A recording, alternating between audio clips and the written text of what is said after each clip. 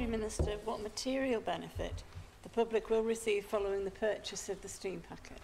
On the Treasury Minister to reply. Mr. President, the island's social and economic well-being depends on our sea links with the United Kingdom, and as we know, the primary provider of our sea services is the Isle of Man Steam Packet Company. Returning the company to the ownership of the people of this island will provide certainty for the island over the ownership of the business, will stop the company being used as an investment tool for city banks and financiers, will allow us to negotiate a tighter performance framework and ultimately give greater consideration to how the company may better serve its customers through pricing and operational performance. Supplementary question, Mrs. Beecroft. Thank you, Mr. Deputy President. I think we've been through those points a number of times, but the public are asking, what are we going to see out of it? Are we going to get lower fares? Are we going to get reduced freight costs, for example? And the other thing I would like him to confirm in public, just so that the public have a better understanding of the exact situation, is that the current user agreement is still in operation until a new one is brought to this court for approval. And if he would also confirm that when the new agreement is brought to this court for approval, that the benefits, the material benefits, such as reduced fares or whatever they may be, will be made very plain to the public so they know exactly why the court decided to purchase the steam packet and what benefits they are directly going to receive. Call on the Treasury Minister to reply. Well, thank you, Mr. President. And good to hear the honourable member acknowledge we've been through these points a number of times, which begs the question, why is the question actually being asked? But, Mr. President, I would respond to the honourable member by saying this.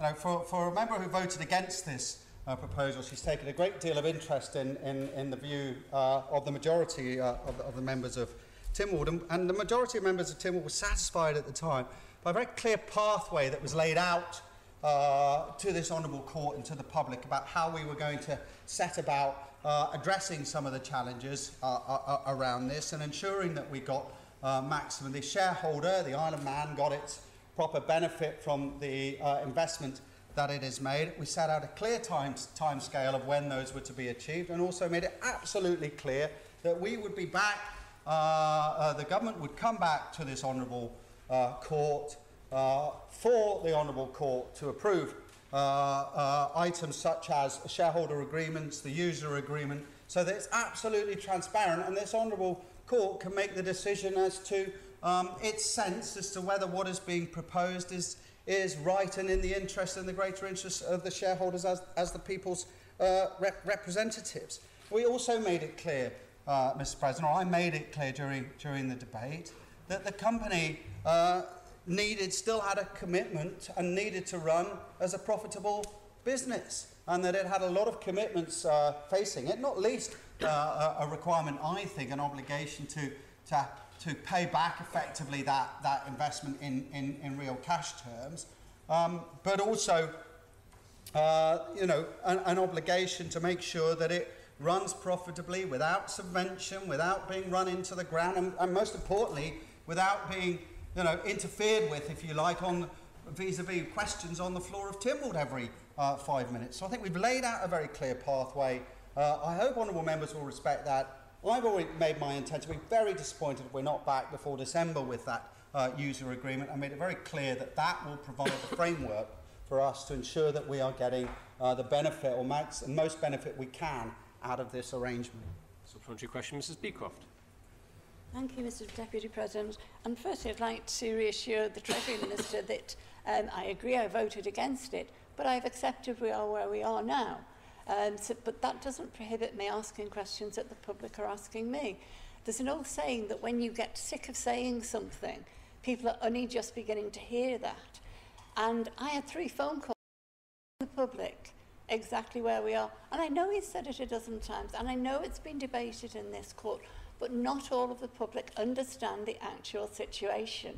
So I'm just asking him if he'll clarify that in very clear terms, in some media publicity during the summer, so that when we come back in October and when we're debating the future documentation that will come before this court, that the public actually understand the position that we're in when those documents come to us. Treasury Minister to reply. Mr. President, I believe that the government, have set out a very clear and transparent process which will fully engage this honourable court and indeed vis-à-vis the public in ensuring that the Isle of Man Steam Packet Company and the ownership of is as best structured as we can possibly make it to ensure that the island receives as much benefit as possible from the arrangement that we have supported and are now undertaken and are engaging in. And I would say this, Mr. President, we have done this and supported this and undertaken this transaction because we believe the uncertainty over the Isle of Man Steam Packet Company, the way the Steam Packet Company was being run, the profits that were being stripped out of the Steam Packet Company were completely unacceptable. And it is far better that that money is kept on island rather than sitting in finance houses in London, Portugal, New York and God knows where else.